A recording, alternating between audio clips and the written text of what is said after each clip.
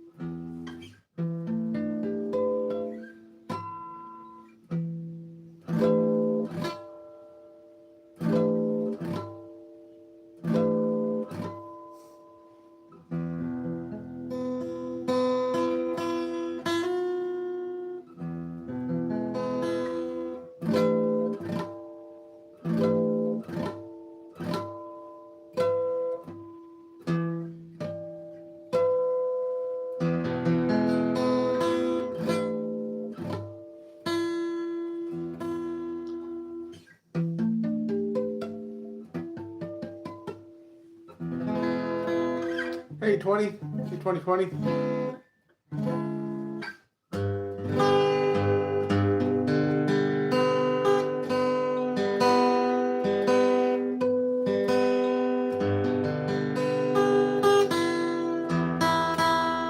Whenever you guys are tuning, and you're out, always go down further than you need to, so you can come back up. It takes the slack out of the string. Go down way further.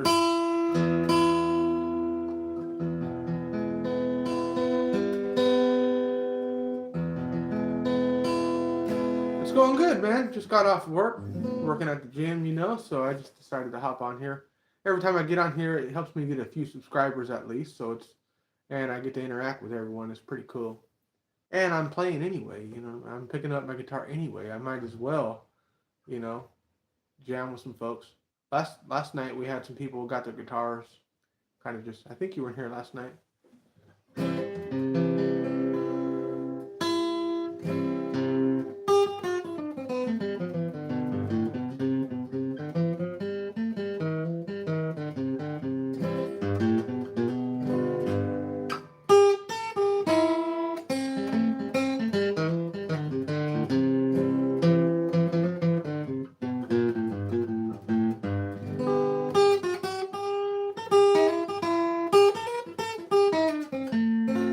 I don't think people realize how many licks they could learn from me if they just hop on these lives. They could learn a bunch of guitar licks.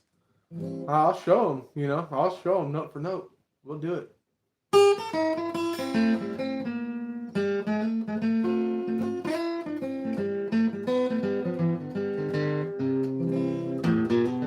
One dude said, "Stop talking, just shut up and keep playing." I was like, "Oh, okay." I think a lot of folks just don't even play music. Maybe not hillbilly music either, but they just wanna, come listen and hear me go on about nothing. Like the live stream. I appreciate it.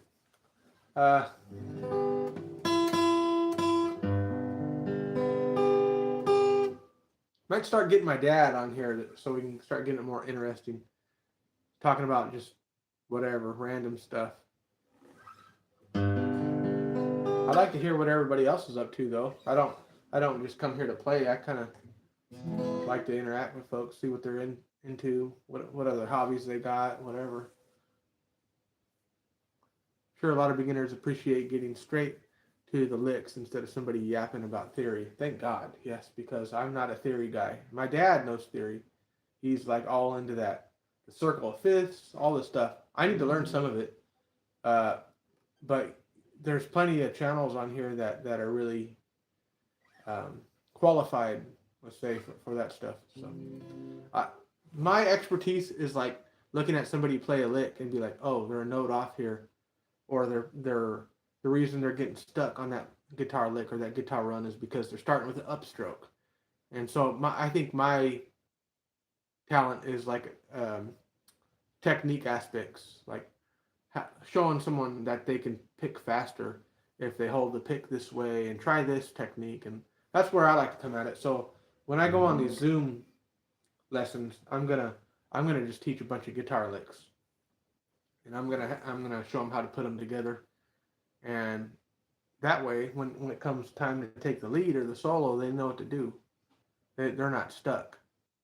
A lot of guitar players, um, they when it comes time to pick, they just get in a rut that they can't get out of. Well, if you learn a bunch of guitar licks, you know, you'll be able to pick your way out of any little problem there. That's you want to that's how good you want to get. You want to get so good to where you can just kind of play yourself out of any little issue. You don't ever want to feel stuck, like you can't play a lick. And I don't know of any other people that are teaching like that, but it's just the way my mind works. That I don't have a theory brain. I have a musical ear. In that when I hear somebody getting stuck or having an issue, I'm like, oh, they could have did this or that or the other. But there's other people that prefer that more theory approach, so I understand that too. I do want to start learning how to write tablature, so I could do PDF tabs. People can get tabs from me if they like the way I played Black Mountain Rag. I could show them exactly note for note. I would already do that in a lesson via Zoom or even on here. I have lessons, but they could see it on paper, so or a download, and I can understand how that would work for some people. That's the majority of people actually. They read tab. See, when I learned it, I didn't even look at somebody playing it. I just listened to the way the pickers played it on a record. That's where I got. And then once I learned the basics, I kind of did my own thing with it. And I don't know. That's how I dig. I dig it. I just like to listen. Listen. I always tell people, like, if you want to be a better musician at any instrument, you have to listen. I used to do this thing where I'd be growing up listening to Doc Watson records or whoever it was, Fiddle tunes, and I'd try to mimic what I heard. Sometimes I'd mimic even the fiddle players, and I would do this thing where I would just close my eyes and try to get it, because I'd be like, if I was a blind man, you need to really rely on your ear, and so it taught me to use my ear. If you're not looking at your guitar and all that. Morning, you look like Lee from Scotland. They do stand-up. Oh, okay. Lee from Scotland. I do like some good stand-up. Let me read this. I'm sorry. How long until a guitar player can switch chords correctly? That should take maybe a couple weeks to a month. You have to get really dialed in with your chords. First, make sure that you're playing the chords correctly, that you don't hear any buzzing like that. You want to hear all the notes clearly, right? And I would say, let's take this progression for example. Let's take a G, a E, A, and a D, or D minor, whatever. 4 chords. Play them like that, each note, and let that be the duration of your switch. So you're getting ready to switch here. You're almost going to hit that last note.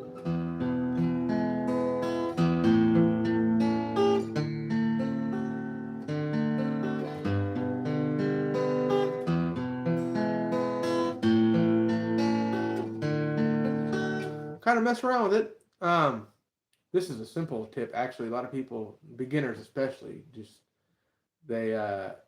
is very common for beginners. Trim your nails. A lot of times people are having buzzing. It's because they can't fret right. When you fret a note, okay, on guitar at least, you want to be fretting with the tips of your finger. Right there. Somewhere in there. Somewhere in that region. Definitely not here. This is the pads of your fingers. You do not want to be fretting any chord like that. You are going to have buzzing. You're never going to get it right. Yes, at first it hurts a little bit, your fingers, but over time this skin will harden. It's called a callus. You want to get calluses on your fingers. Take your time right now. Even if you got to move move your finger, even if it's not right. You're playing with the pads. Take your other hand and make sure, take your time and do this. Put your fingers where they need to be so that you're fretting on the tips. And it may seem slow at first, but trust me, eventually your fingers will learn. You'll gain strength and dexterity in your fingers, and you will start fretting these chords correctly. And you do not want to start doing anything else other than this before you get that correct. Don't move on to any other kind of picking or anything. You get your chords straight, because if you can't fret a chord correctly, you don't have no business picking anything yet. You got to get that handled.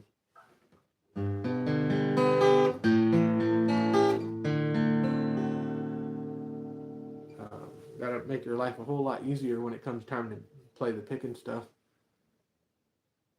That's my 2 cents anyhow. Also, get a guitar setup. You don't have to have the most expensive guitar in the world. You can have a $300 guitar, but take that thing to a guitar luthier and have them set it up. A lot of times, the guitar, the strings, too far up this way from the neck. The action is too high. In other words, that's what they call it.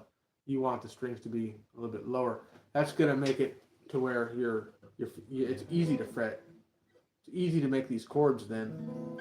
Trim your nails. Get a guitar set up from a guitar guy, guitar luthier, they call them. Get yourself some. Don't get the biggest strings. Get like medium light strings. That's what I use. Sometimes medium, but if you're a beginner, medium lights is fine, or lights. You could also get elixir strings. They have a coating on them. It'll make it easier on your fingers at first. Those are some simple tips.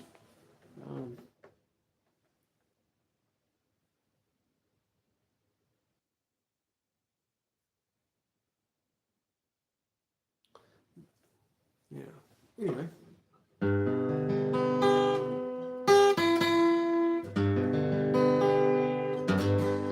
I would say learn Salty Dog Blues. It's G, like I just showed you. So it's G, regular G, a regular E, and then an A. And I like to add this I believe it's a ninth, I'm not sure. But you're just playing a bar chord A right there. And then what you're going to do is, you're going to fret all these 4. And you're going to hit the A string too. You're going to hit all those notes. The only thing you're going to change here is your ring finger there. You're going to add that to your 3rd fret on the high E. That's a very common A chord for hillbilly music. And then the D, I like the D7 here, or the D minor. That's very, very common too, to switch up from a regular D to the minor.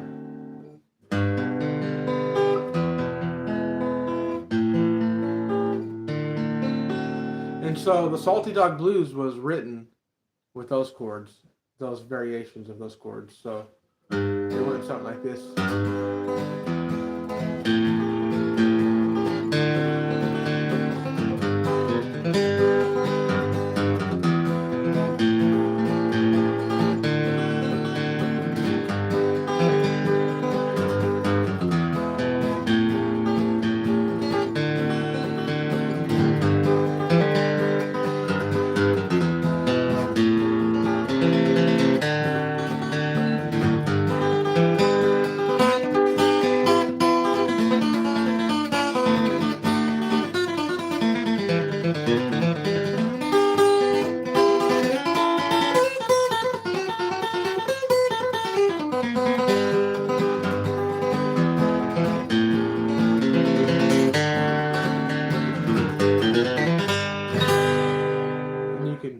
I don't know, you can add something to it if you want to.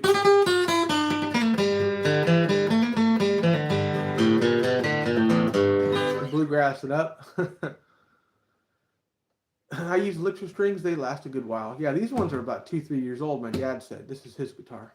I practice every day and gig most weekends. Okay, yeah. So you're a player then. You're gigging. That's good. Do you play? What kind of music do you play? 4312. Piro, I'll call you that. What kind of music you play, Piro?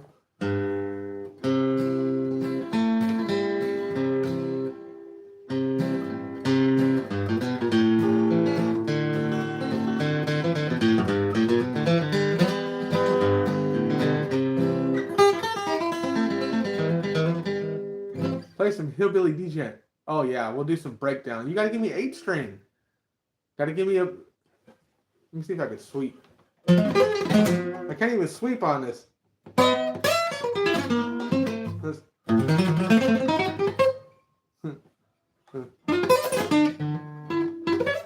Look, I'm gonna get it. Dude, you're gonna have me playing some Velamaya on this thing if you don't watch out. Get a 7-string out, 8-string. I love the gent. I forget how they pronounce it, but it's been so long since I've been in the metal stuff. I used to listen to the Faceless. I used to listen to Velamaya, Born of Osiris. They were awesome. I don't really listen to that anymore, but every once in a while, you know. Play the intro to Band on the Run. I don't know that one. Yeah.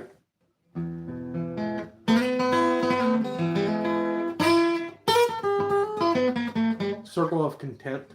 They were another band that had some really crazy guitar riffs. What's that Dijet guy? Mesha? I forget his name.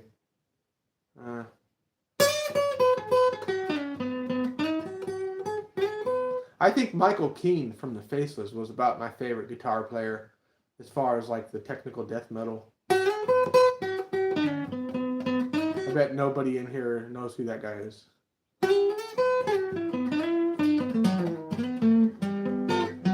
He had like a very kind of like jazzy approach to the way he played guitar. It was very hard, but at the same time, he would just do some awesome little like really cool stuff. I don't know. Yeah, I play blues too. I love blues.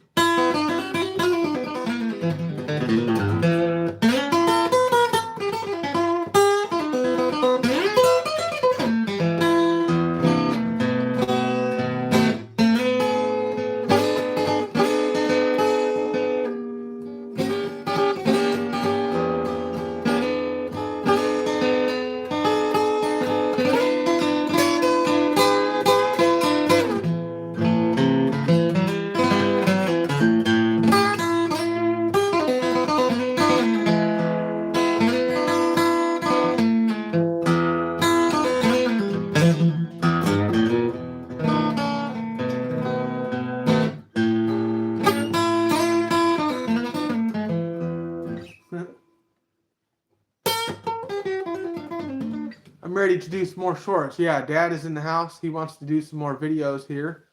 We're going to get some, he may even help me out with some of the lessons. I don't know.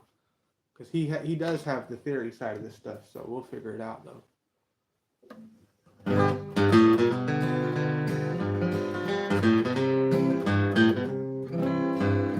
Yeah, they like the shorts, Dad. It's got, some of these videos are getting quite a few views now. The jamming together and stuff like that. I'm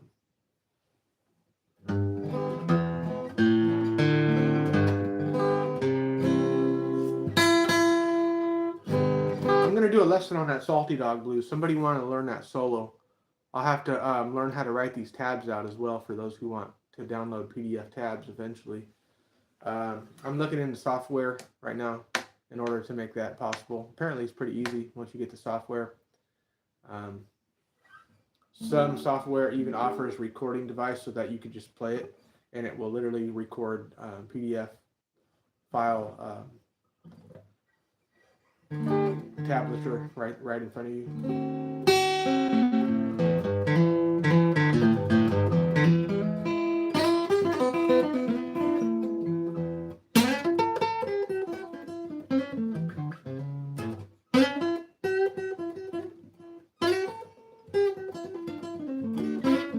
Anybody want to learn some guitar licks?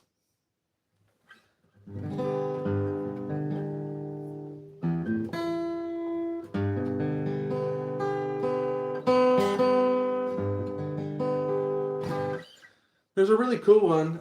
It's like an additional guitar lick. If you know that good old, well, we call it a G run, G lick. And there's different ways to play that. I like to pick it straight and just, or I actually skip. The way I play it, and I've always played it like this, is I skip the D string and I go straight to the G, and then I go back to the D. It goes like this. Usually people would play these notes. Go to the D first. But I like to skip that and go straight to the G. To me, it just propels it forward. It seems like you're kind of rushing the lick. It just sounds better to my ear. It doesn't matter though. But there's this interesting lick that you can play after it. I was messing around with it the other day.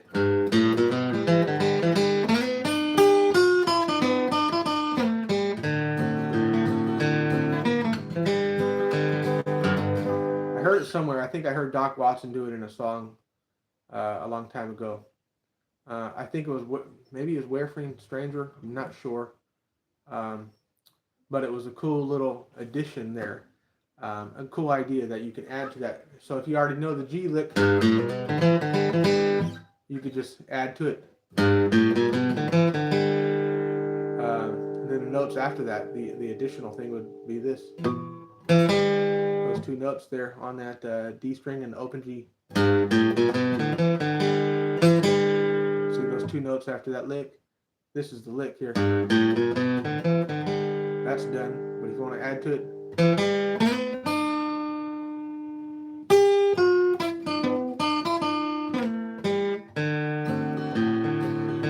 minor D there.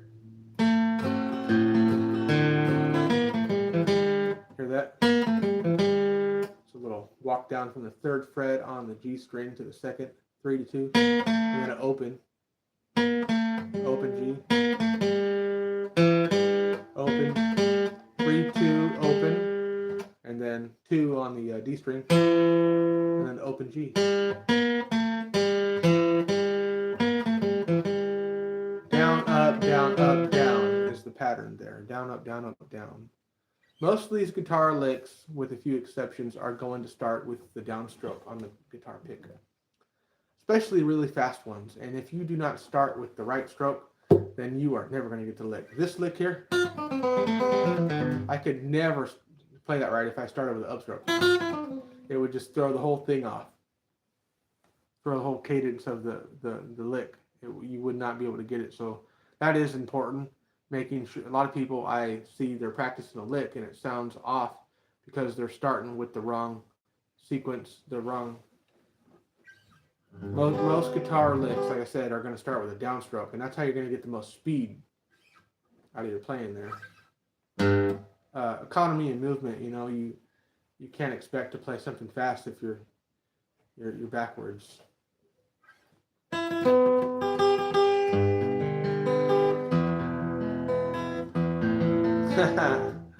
Some crazy comments in here.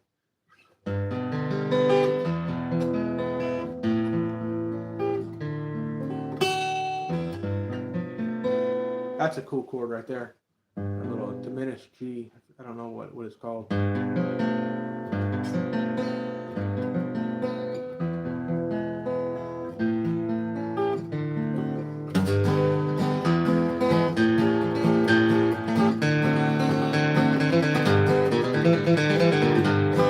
a cool little lick right there too. So if you're just going to play the G run without the low bass, without the low E, start with the A. Once you got that down, go back to your D string. See that? You can kind of practice that little syncopation kind of a feel there. That's actually a really good technique that for a lot of these fiddle tunes you're going to have to do. I would say do that everywhere. And just keep it rolling. Start out slow. And do it everywhere for C, for your C chord. And picking pattern here is down, up, down. This is alternating picking.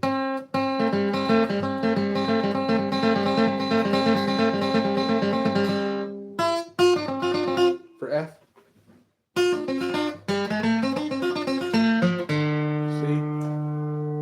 If you just learn that little pattern there of sequence of picking.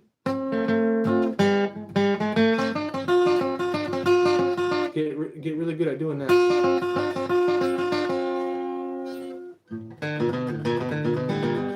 See, because there's going to be a lot of instances where you're going to need to play that type of picking there, and it sounds like cross picking, but it's not. It's just alternating picking. Down, up, down, up. I'm just skipping the strings.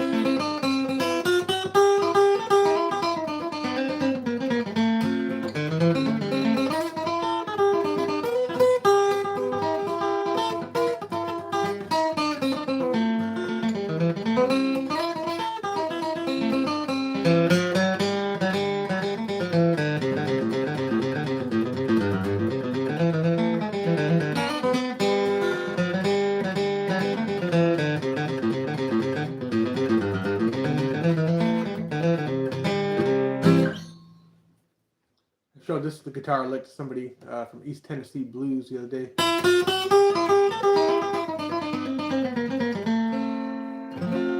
Ends in that little partial F kind of deal there, where you're barring the E and the B, and then you have your middle finger on the G string on the second fret. You walk up on the E from 1 to 3, open 1, 2, 3. Do that twice, and then it goes into that descending lick there starting on the B string. And you can pick it straight notes, or you could do some hammer-ons and pull off. Picking it straight with just flat picking style. Or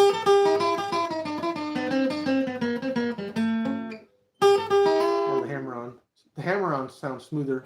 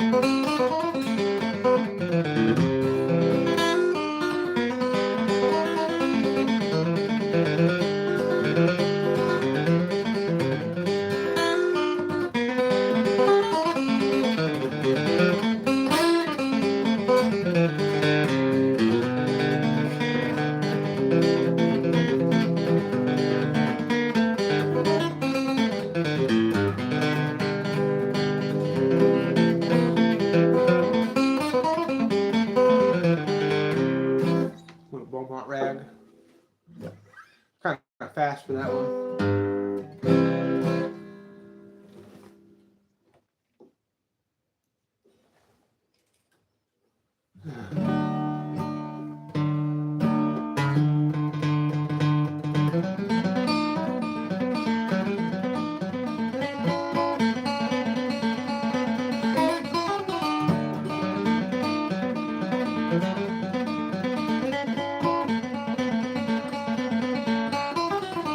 So So some Chet Atkins. I don't know his style. He's one of my favorites though.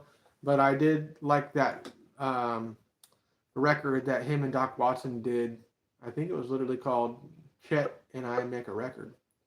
The cover of it had a music box on it, I believe, an old school music box with the, I forget what they're called. I think they call it music box.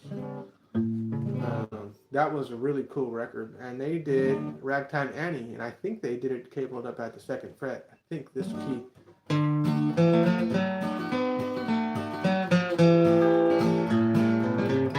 that's how Doc did the rhythm on that.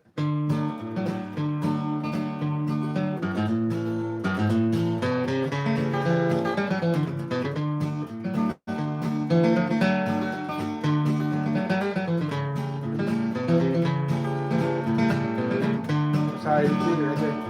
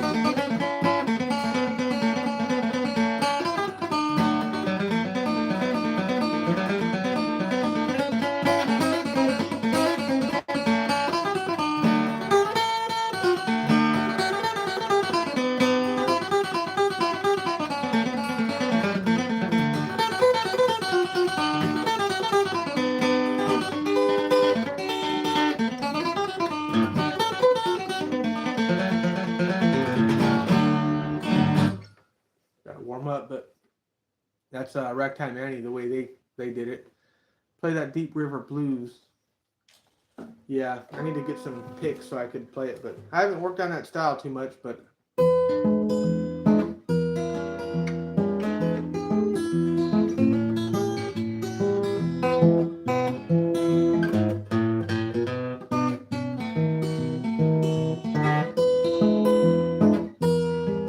that's what he's doing. He's doing a 2-finger method right here, not the traditional 3-finger picking method the way it's supposed to be, but the Merle Travis hillbilly style. I guess that he decided he didn't have use of the other finger, so he just used the thumb and the index. He made good use of 2 fingers. It sounds like he's literally playing 3 fingers at least. He sounds better than a lot of pickers that would use 3 fingers. And here's the bass with the thumb, and then the lead part would be the index. That's it. And then the bass.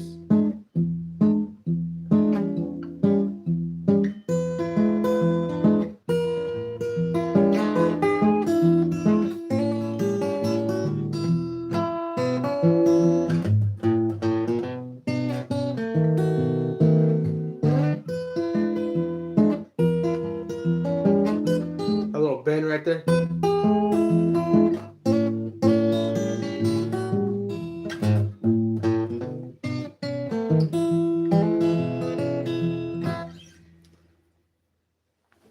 Very cool, man. Are there any specific chords you'd recommend to play in that style?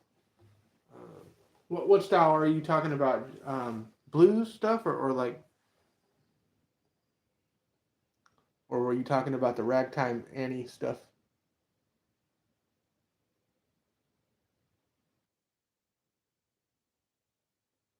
I'm decent at picking, but not so much with chords. I'm still learning a lot of chords too. A lot of chords are just variations of chords. For instance, a C chord. I think it's a C6. I'm not sure, maybe 7. When you add that pinky there on the G string on the 3rd fret, that's the note. Without it, it sounds good, but there's a lot of times where Doc will be playing, and other players too, where they're strumming, and then they'll add that C in before they change. another chord. Even in Way Downtown, now that I think about it.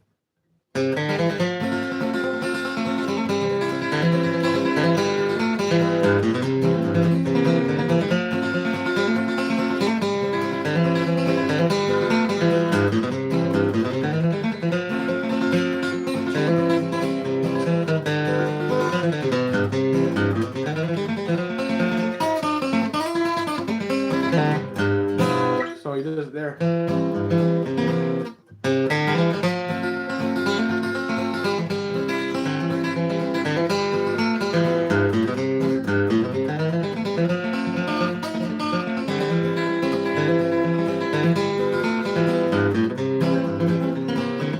See? A lot of times where you could add that pinky and then get another chord out of there. Tommy Emmanuel has some good songs. I actually like the way he plays Deep River Blues too. He plays that one really well. I like the way he does it.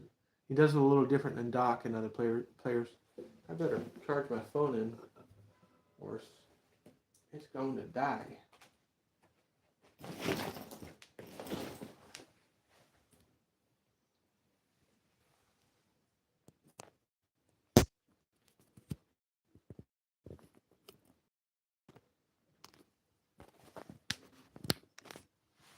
There we go. Tommy Emmanuel, though, he's an awesome player. Get my capo on.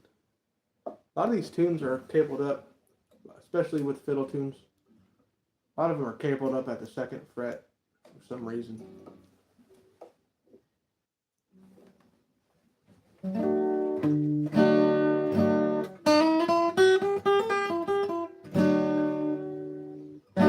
Black Mountain Rag, but let me slow it down a bit. There's another tip there, that 4 potatoes, they call it that. You get so many songs started that way in this style of music. You know, Ragtime Annie, Black Mountain Rag.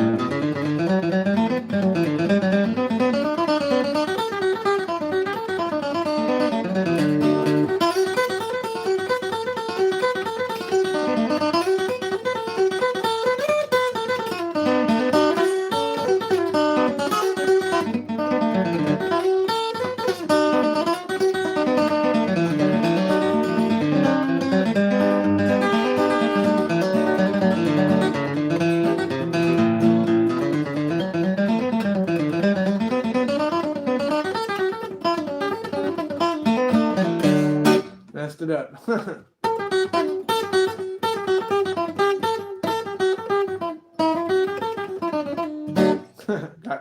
Played it so much I can't even play it anymore. Done forgot it.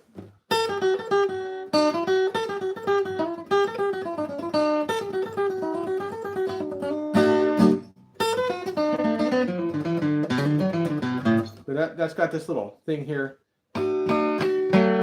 where you're literally muting a little bit. What you're doing is you're playing with the tip of the pick and you're letting the skin of your thumb kind of brush up against the string afterwards, and it creates that kind of sound you hear there. It's hard to get it sometimes.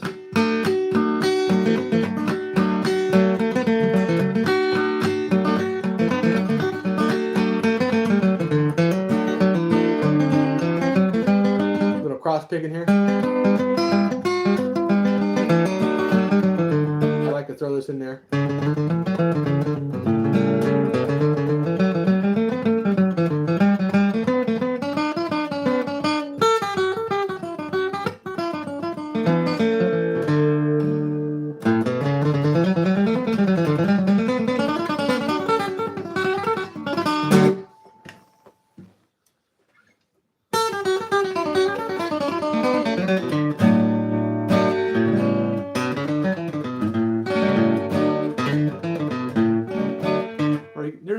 different ways you can end that too. Do it that way.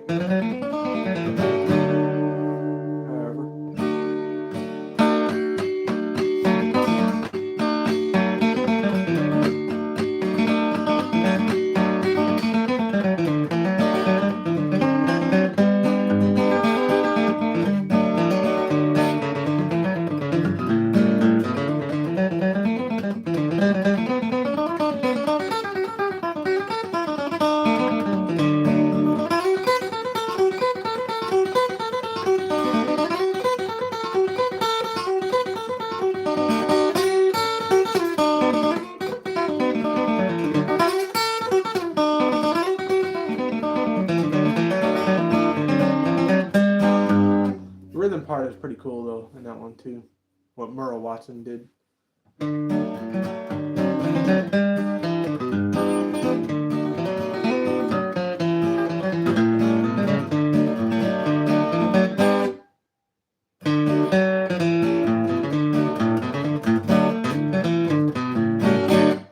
He did something like that.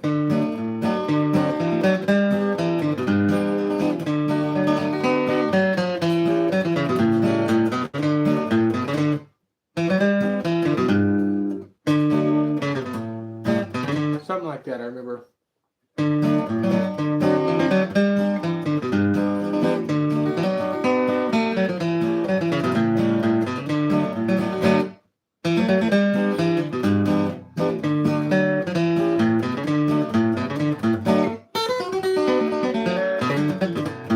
That's what he did. And then Doc Watson did the bass runs on that one. It sounded really harmony based. I think that he did. So that was going on at the same time as you got the high and low. Sounded really neat. It sounds really neat when guitar players do that. Somebody got somebody on the bass runs and then somebody else on the high notes. Y'all got to be in sync though. It's got to be really tight for it to sound right.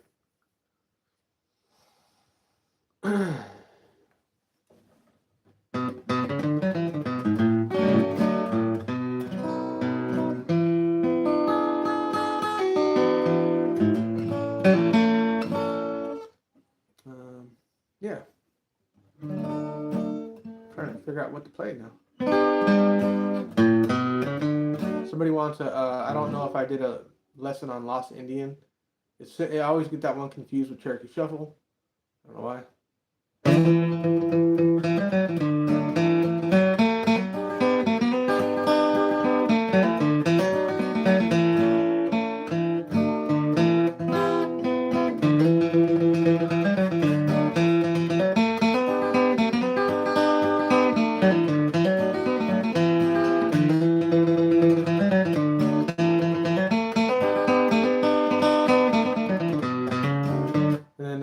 Lost Indian is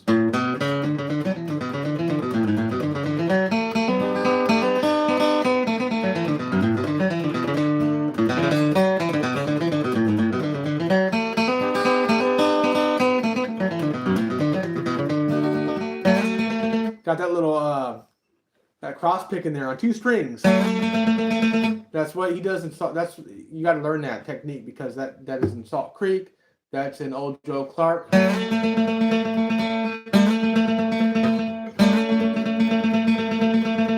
Hear that?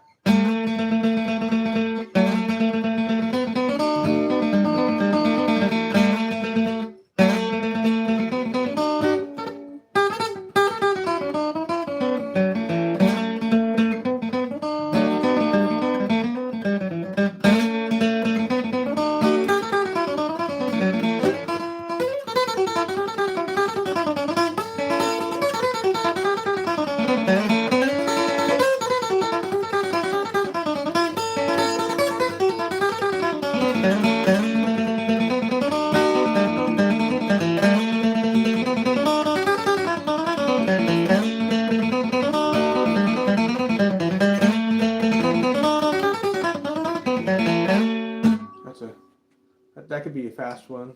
You got to play that one fast, you know. Same with old Joe Clark. See? Using that technique all the time, that slide and cross picking.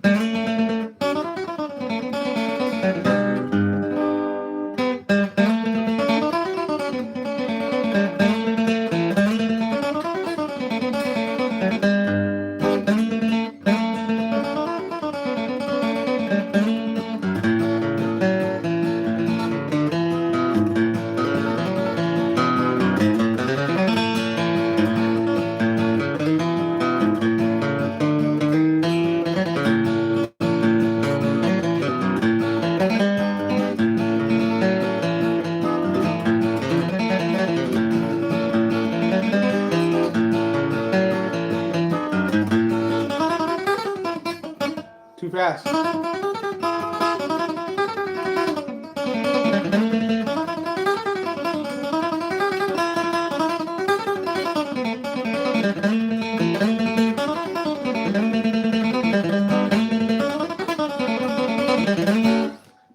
That's like pushing it for me, that speed. I don't know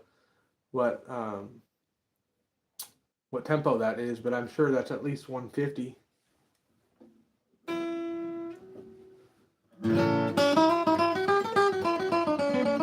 I still want to get faster though. I'd like to get a lot faster. But a good speed is something probably like this.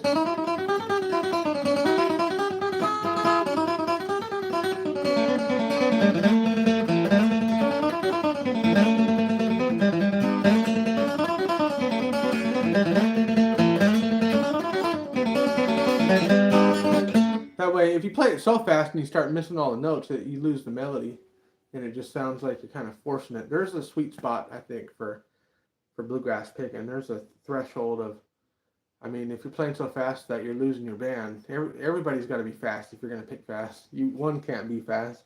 Can't leave everyone. I really like the way that the Dillards played that song, but they didn't call it Old Joe Clark. They changed it up. They called it Old Joseph. They did their own thing with it. Same kind of deal, though. Doc Watson did a really cool thing where he started out the picking with this little slide deals here. Let's see.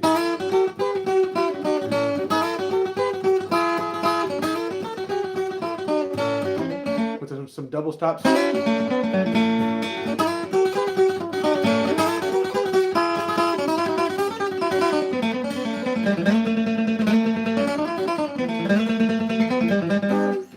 So you can do a bunch of different things with that song.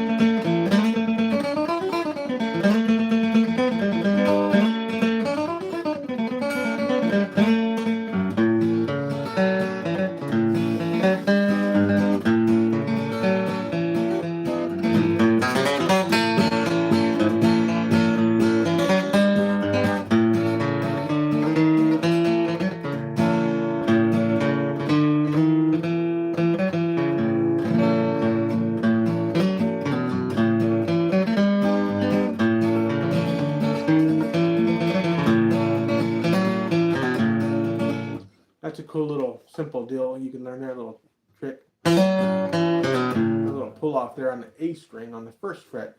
A lot of times people forget to hit that. There's a lot of good notes to hit there on the first fret.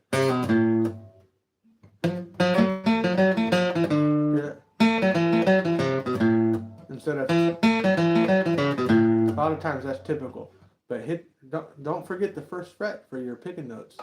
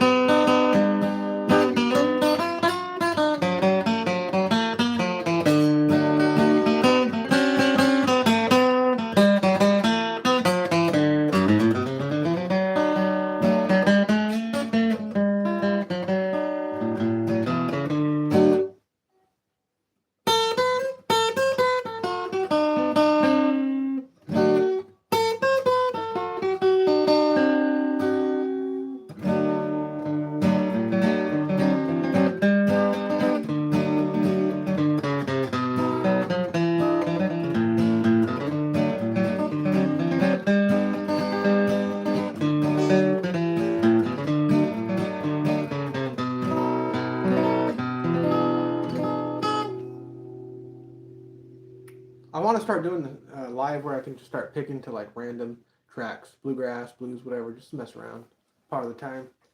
So I got to look into that because I don't want to get copyright strike or anything like that. You got to be careful. Even some djent. Give me an 8-string. We'll do some bluegrass djent. Djente. How do you pronounce it? Do some bluegrass breakdowns or and some bluesgrass. Whatever you want.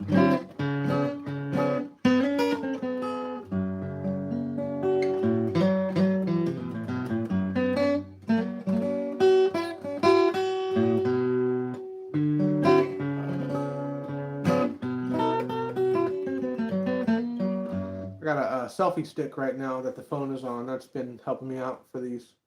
I can't believe I've been on here doing this for a year, setting my phone up next to a Coke can.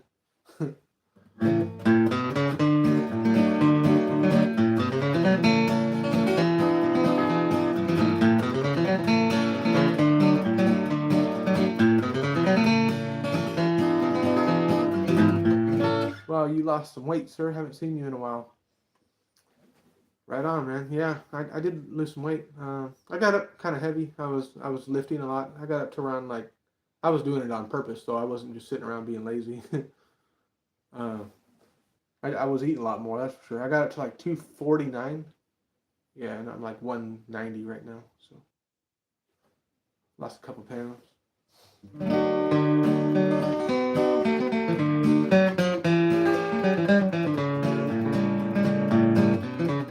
My goal is 170, 175. I've been not eating so great lately. I gotta get back on my lifting, my workouts, and eating right. I eat pretty good other than the fact that I've been binging on the cookies. So that's been a problem. The cookies, man, they're my kryptonite. I gotta stay away from cookies. Oh, right on. Appreciate it. Yeah. You look automatically a bit younger whenever you lose some weight. That's the first thing that happens. Yeah, I was looking unrecognizable. I was like, who's that chunky hillbilly there? Looking back at the old videos, I almost wanted to delete him. Damn, he was looking chunky.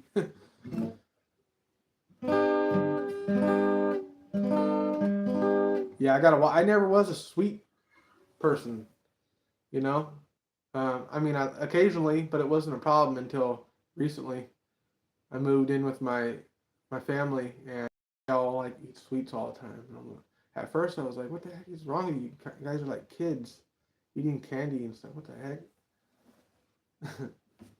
But my mom likes to make cookies and stuff, so like I'll just see one like oatmeal cookie, and I'll be like, wake up, and that smells pretty good, right? And I'm having my coffee. I'm like, "Oh, I'll have one," and then it turns into like 8. I ate the whole pan of cookies. Yeah, I can't keep blaming my family. It doesn't work. I need to have self-control. That's why they call it self-control of yourself. So now I got to start like today. I actually had a couple cookies today actually, but I knew I had to hit my calories, so I just like said, okay, well I'm not gonna have no chicken tonight. That was it. That's my daily calorie allotment. Well, you had cookies, so yeah, exactly. You can't just eat one cookie. You got to have 10 at least. My God. Like I can't even have 5 cookies, honestly. I want to have like a big, like a sleeve, you know?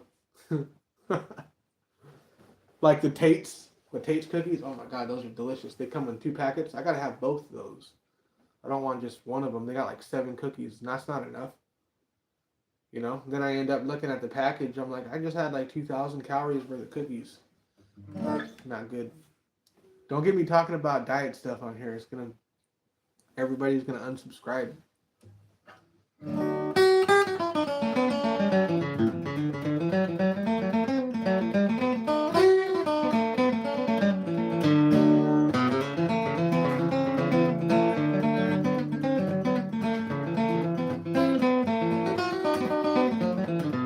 Yeah, people are probably just showing up right now, eating their cookies, watching guitar. I just offended some folks. You're welcome to come in here and watch this and eat your cookies. That's not what I'm saying. I'm saying I can't have them.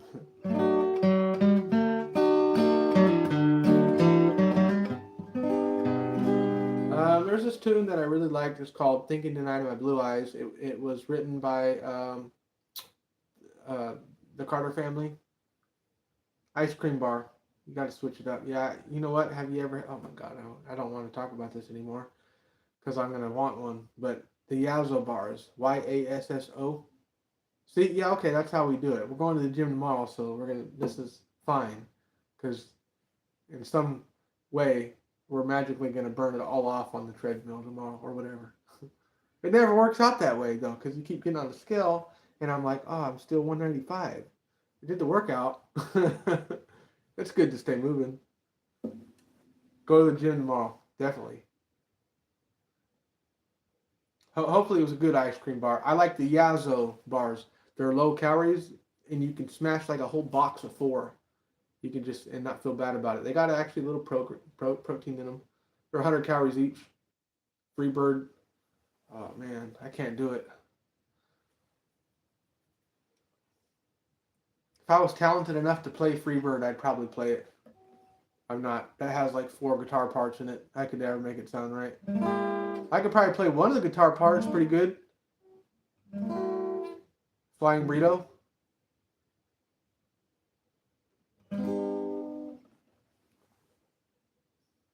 Hope you're doing cool. Flying Burrito. That's a cool name.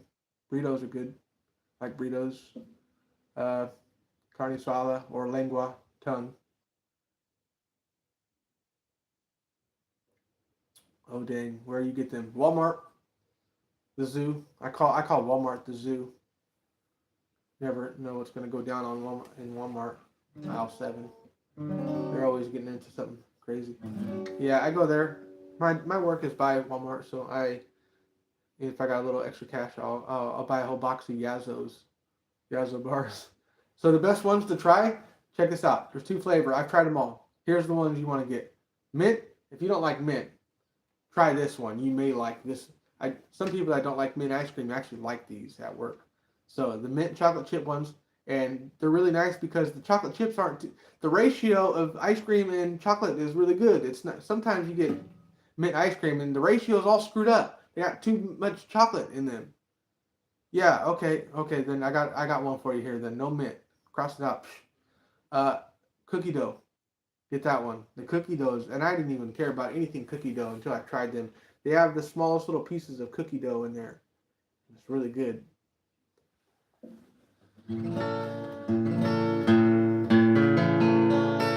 Oh yeah, it's the cookie dough then. They're kind of salty too, man.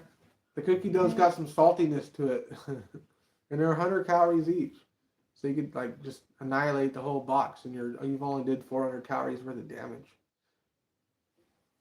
And you'll probably never want to buy any ice cream again. Actually, I wasn't too late. I'd go get them right now, but Walmart's closed.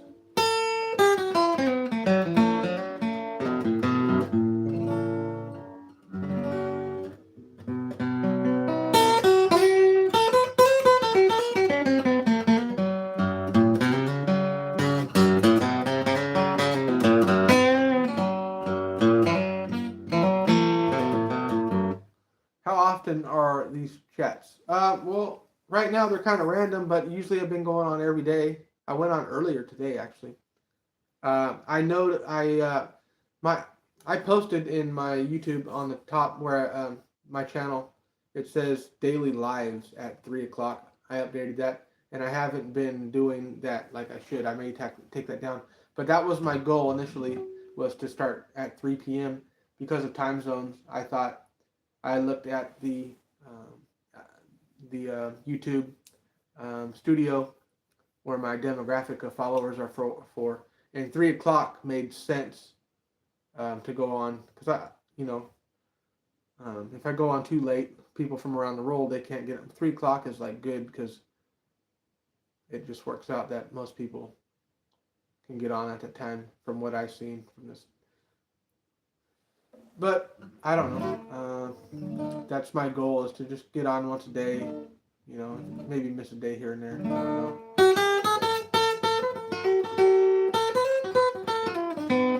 But definitely, I'd like to have my dad on here.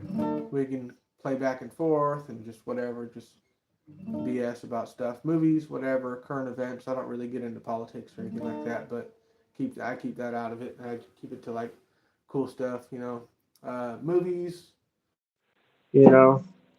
whatever. Hello, Moto. Sorry, folks, just got a call right. Um, this new phone I have has the most annoying ringtone I ever heard.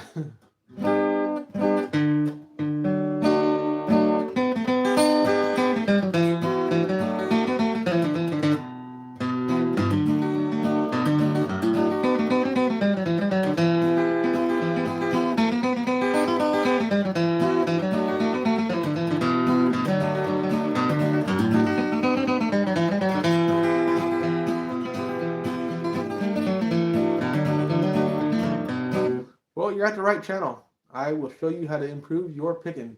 And I said it earlier, I'll keep repeating myself because there's constantly new people in here. I'm going to start doing lessons, group lessons on Zoom. It's not up yet. And I'm also going to do the group lessons where multiple people, it may be 5 starting out, I don't know exactly. It may be more. So I have a lot of people that want lessons. And I'm also going to do one-on-one Zoom lessons. And so that will be good for people who, my demographic is mostly, that follow me are a lot of beginners, which is good because I know how to teach them. Beginners are easy to teach because they do not question anything. They just do what you tell them to, or try to. So I can get a beginner to where he's an intermediate, I believe. And so it's going to be interesting to see how these lessons play out. I'm going to start doing the lessons and just showing people like you probably want to learn just a bunch of guitar licks. Of course, you need to have some simple chord rhythms and some boom chuck rhythm style and some basic kind of rhythms. You need to learn some alternating rhythms as too for your chords, so you don't just sound basic as heck. You need to know how to alternate your bass. This kind of stuff here.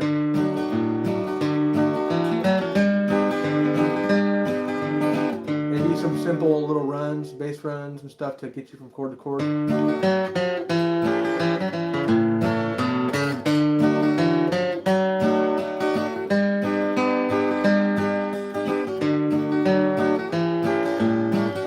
Get your rhythm to where you're doing stuff like that. That's really good. And then some good picking stuff, some guitar licks. We'll do each lesson on a few licks. We might do one guitar run, but that one guitar run is going to be so important to your playing ability. It might be,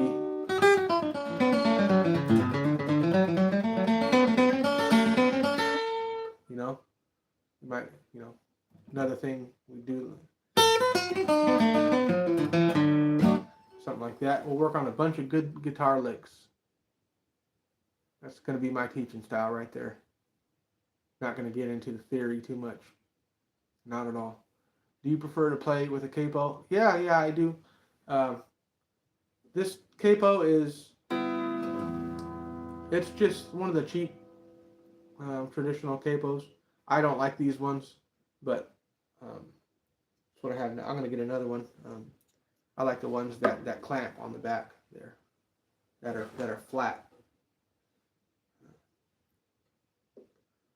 Most fiddle tunes, most bluegrass tunes are capoed up. A lot of them are. Like I was saying, at like the 2nd fret. Can you play Cliffs of Dover? No, I can't. But I love that song. He's Eric Johnson, right? He's one of the most talented guitarist I've ever seen. There's other songs I like on that album as well. But Cliffs of Dover, that's pretty cool.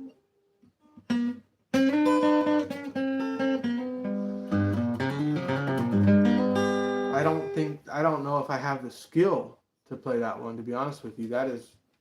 He is a different kind of player there, Eric Johnson.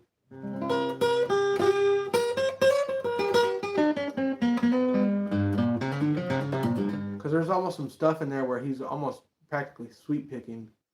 So that's a whole different style than I'm accustomed to.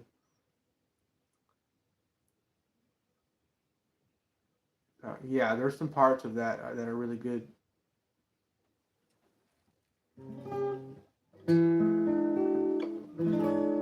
I like Satriani. I know a lot of people don't really like Satriani. I like that Revelation song he does. That thing is kicking.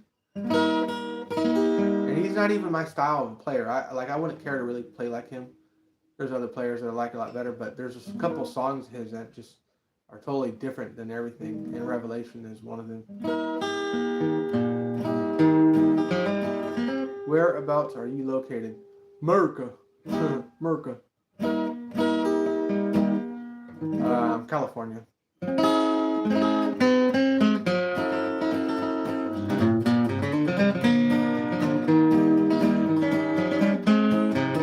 Not North Carolina or anything like that. A lot of people on here think that I'm like a real hillbilly. I'm like, no, I'm from California, but don't judge me. 10 people unsubscribed just now. Oh, God. I just moved from there. Moved from California. Where'd you move? Texas? A lot of folks moving to Texas. Look, I just called it. I just did it before you even typed that in. I knew it. Everyone from California is moving to Texas. I know this. How? Joe Rogan said so.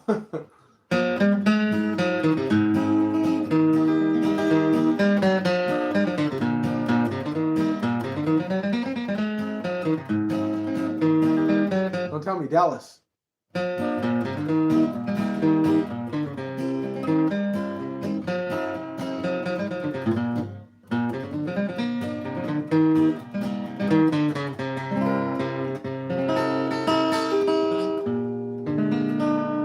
Nope. Okay.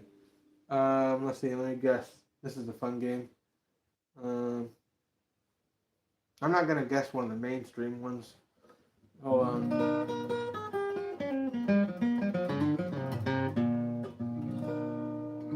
Wichita?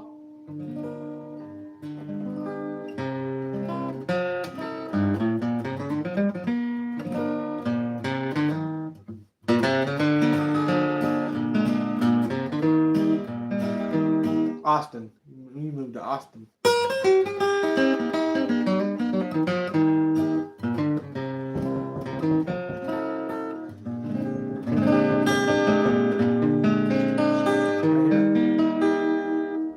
I'm doing it live right now.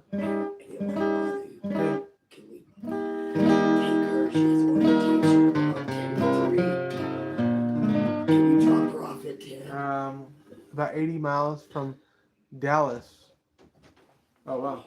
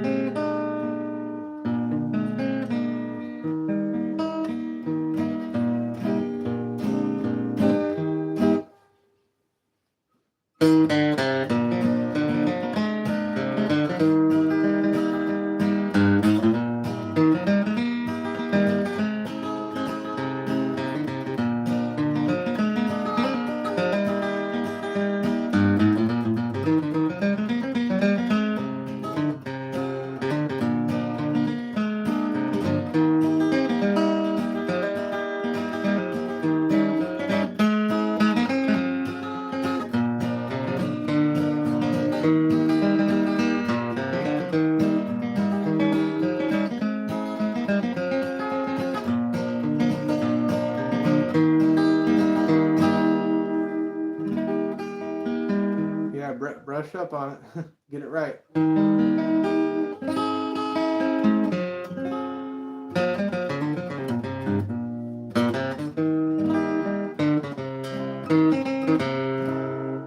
Thank you. I'm I'm so excited to get these lessons going. I have a friend that's helping me out with this right now, and honestly, without her, I could not figure any of this crap out. Yeah, I'm good at the lessons, but I'm not a technical person, you know. So that's why I really haven't done much with the channel. Um, I kind of got a little discouraged because I wanted to do lessons for a while. Um, People have been asking for 5 years, let me take some one-on-one lessons, and I'm like, well, I'd like to do that. It'd be nice. It'd be nice to eventually quit working at the gym or whatever and just do this full time. That would be really sweet. That's what everyone asks too. Like, why don't you just do this full time? Well, I haven't figured out how to. If I could do lessons all day, I'll just sit home and chill. I'll just chill all day and do like 2 lessons and I'll be cool. And I'll get everybody shredding on guitar, straight up.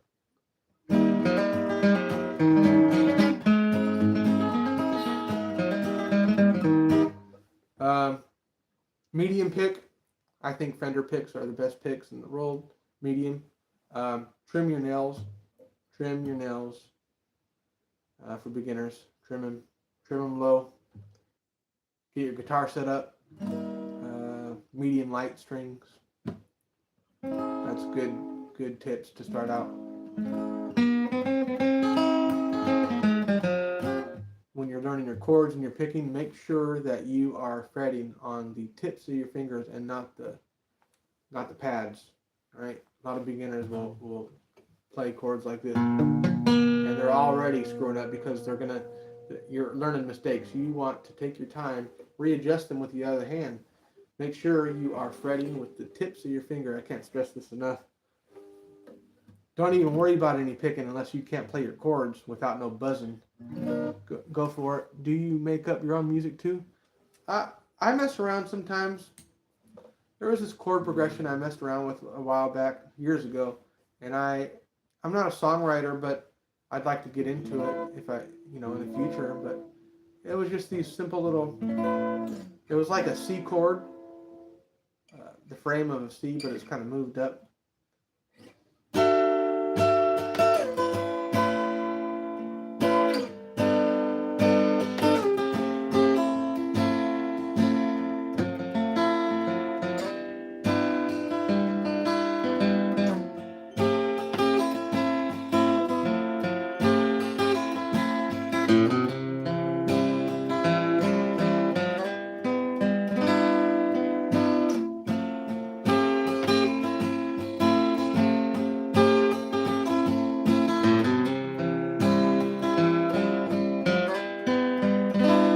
So I do stuff like that and try to, I don't know, mess around with it.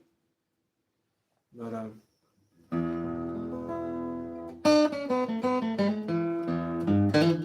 anyway, folks, I don't know. Oh no, I just went on power saver mode.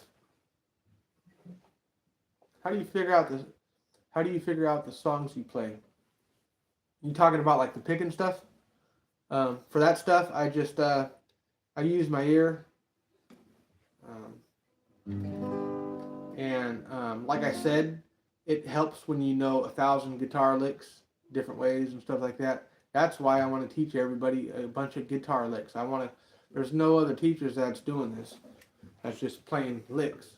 I want to show people guitar licks. And eventually, you are going to learn how to put those things together. That's kind of how I want to teach, at least. That's the fun way to do it. I don't want to talk about theory for an hour. I want to show you how to play a guitar lick so that you're happy when you leave the lesson. You feel like you got something out of it. I want people to feel like they got something they can go practice, for a few days until, they come learn another one. Then we're going to put them together, and then now you're going to have something, How do you learn those? So for me, I trained my ear as a young kid. I grew up listening to a lot of records, old records and stuff. A lot of it's probably natural ability, but you can train yourself to hear. I would hear a lick, whether it be Doc Watson or whoever, and I would not stop until I got that lick down. and I'd be obsessive about it to the point to where other people would say, "Oh, you got it close enough, you're good," and I'm like, "No, I want to get it perfect, note for note," and I would move the needle on the record. Back then, those record players, you had to do, and sometimes you move the needle right just enough, and you move it too far. Well, now you're in the other song, so you got to. I got really good at picking up the needle on the record player and putting it just where I needed it to be. And yeah, that was one of the first things I learned. Mr. Watson did. I was learning this run, and I must have stayed on it 8 hours, but I finally got it. It started out with the high E.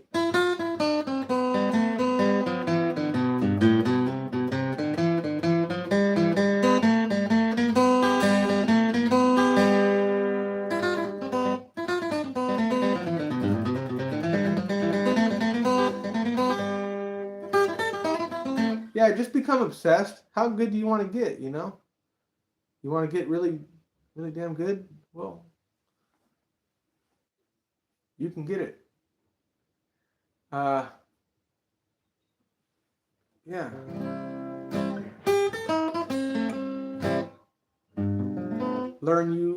Take your time and learn a bunch of guitar licks, I'm telling you. A lesson could be that right there, but if you learn that, if you walk away learning that, and you don't forget it, well, all these licks are in your arsenal, to pull out whenever you need to. And yeah, exactly like Billy. Billy sat down and he was like me. He liked a lot of pickers that I like, and he just sat down and listened to the old stuff. And that's the recipe right there. That with that ability, you start playing when you're younger, but you can get good too if you play when you're older as well.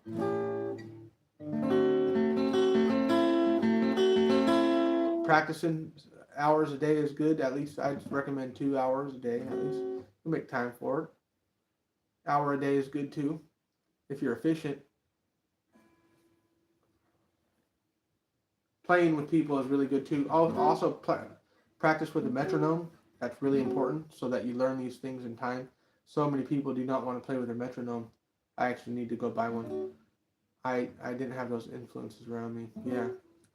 But you can get them now. You got YouTube. I actually want to get a record player, just for nostalgia purposes. I like old things like that. But, and I think they sound better to me. Record sounds really good.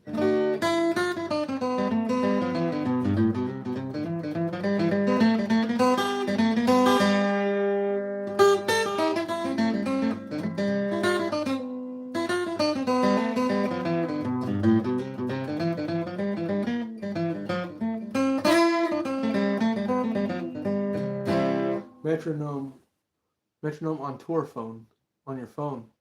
Oh, really? Oh, I never thought about that. Get an app.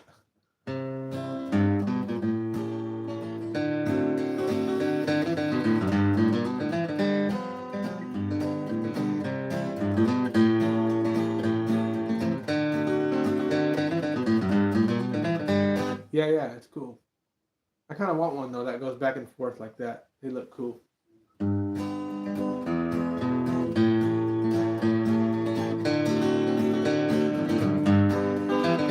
I might get one for the Zoom lessons as well. Have it in the background, where people can see it. That might distract them though. If I was showing them a picking thing and they're like all looking at the metronome, hypnotized by the thing going back and forth. I should use it more. Yeah, use it whenever you practice.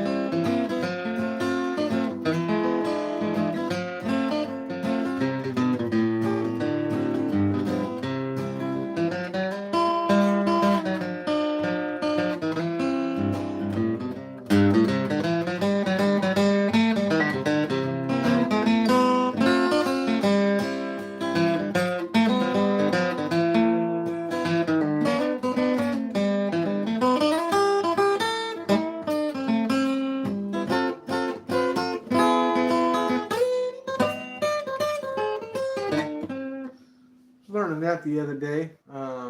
That's a cool little tune. Peach picking time in Georgia. Working on that.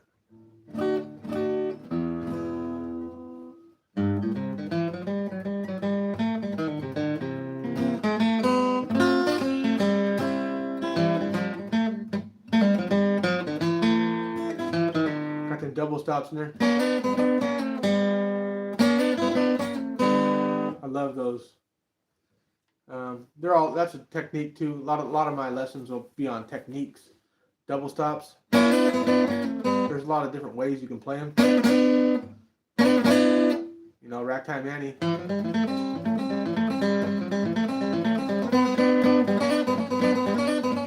See that? Little tips and tricks like that can make you a really good player.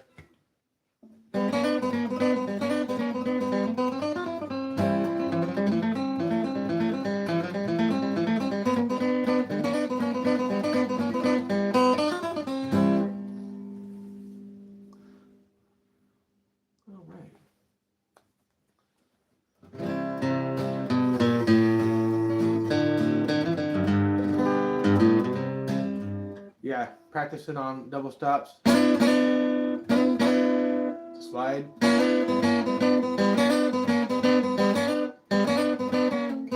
There's endless possibilities with those.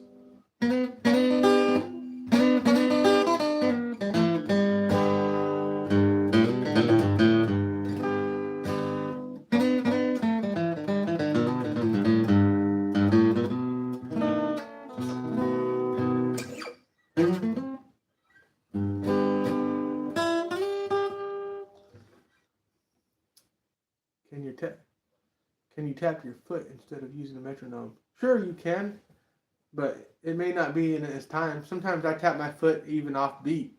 It's weird. I'll be.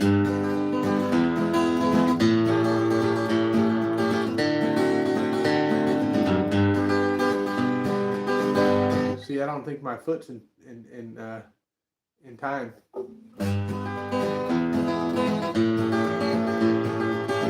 It's a little off, actually. So you can't trust the foot, dude. I wouldn't trust it. I don't know. I trust the metronome. Your foot might have you practicing all wrong. Actually, you might start getting like just off. Don't trust the foot.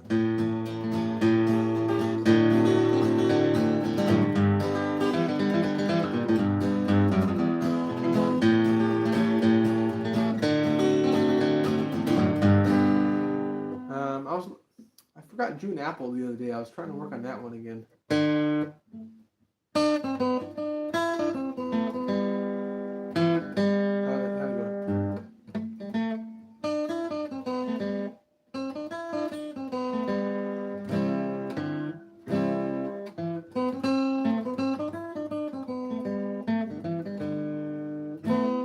Trying to remember June Apple.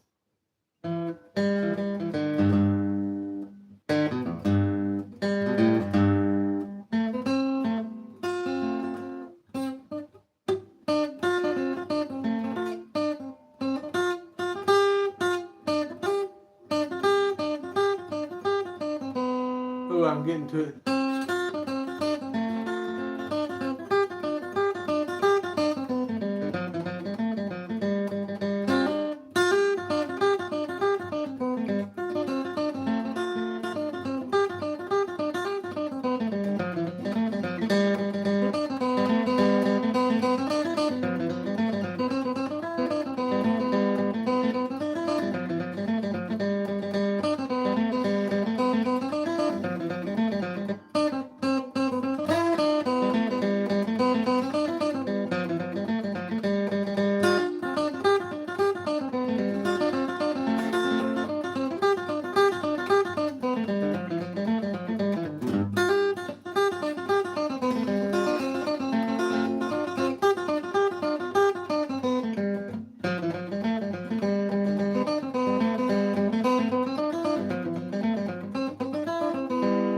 That's a cool one. Yeah, I also might do these lessons, these Zoom lessons, just like if everyone wants to agree that we can all learn a tune together, and then we could just do several lessons on one tune. We can probably be pretty cool to start out with, Black Mountain Rag. Kick it off with a barn burner, Then one lesson we can work on the intro, and some of the picking.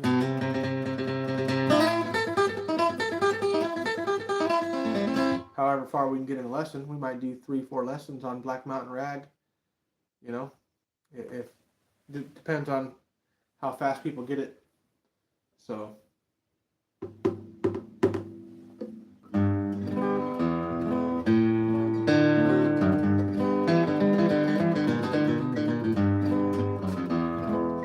Sure, I don't know any bluegrass songs yet. Yeah.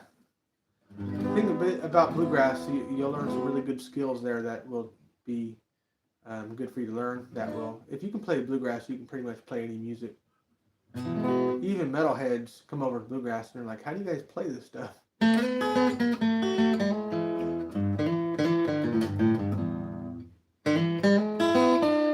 I heard AI media saying that one time. I heard AI. Not sure what you said there. Sure, I don't know. Oh yeah, you said yeah. Sorry, I'm a little slow on reading the comments.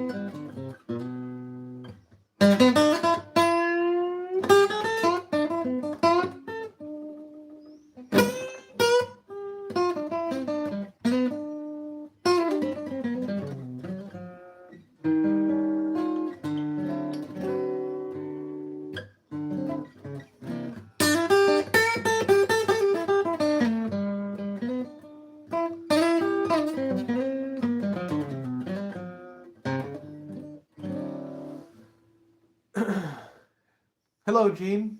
Welcome in. Just sitting here jamming. Whatever. It's whatever. What should I listen to get some influence? Go listen to Doc Watson. One and done. Listen to some Billy Strings. Listen to some Tony Rice. Listen to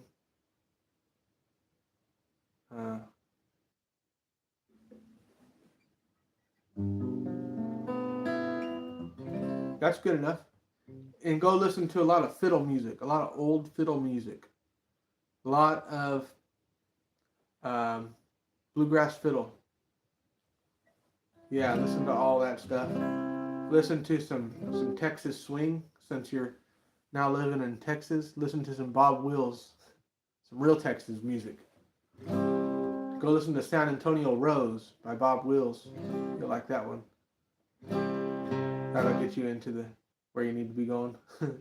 Hey mate, how you doing? Oh yeah, I recognize your name, Veer.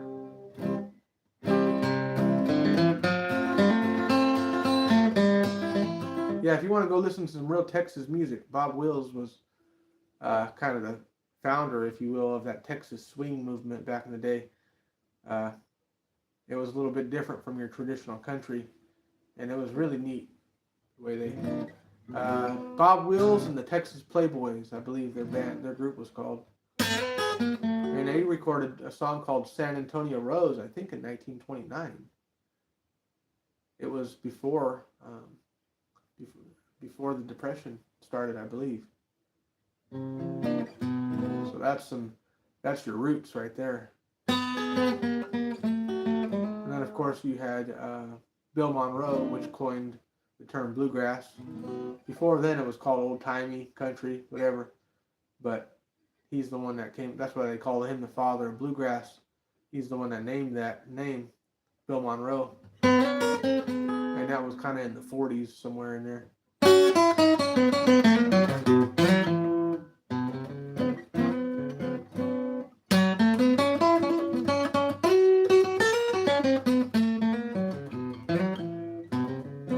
Sacramento area.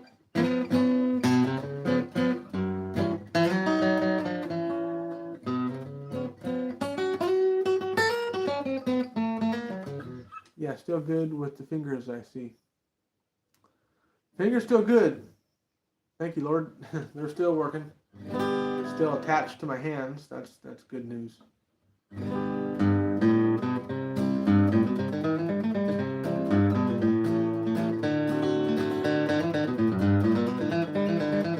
I got pretty long fingers for my hands. My hands are pretty big hands, bigger than my face, and they wrap around a guitar and then some. So when it comes to like chords and stuff, I could reach, like do some crazy wild chords, but I don't need to. Every bluegrass thing is down here. It helps to have longer fingers and whatnot for certain things, but it probably holds you back too, I guess, in some instances. I'm not sure. I never really thought I had guitar hands, but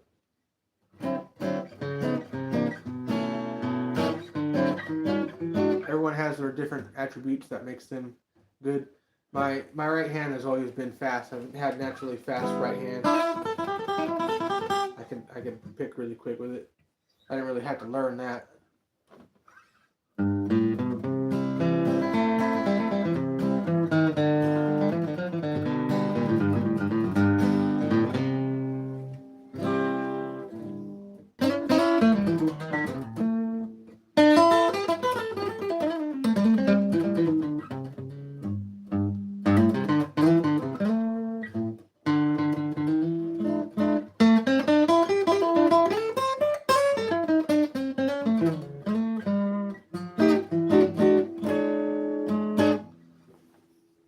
Folks, well, I may bounce on out of here. Hopefully get on back tomorrow though, sometime. So anyway, hope you all have a good night. I think I'm gonna call it a day.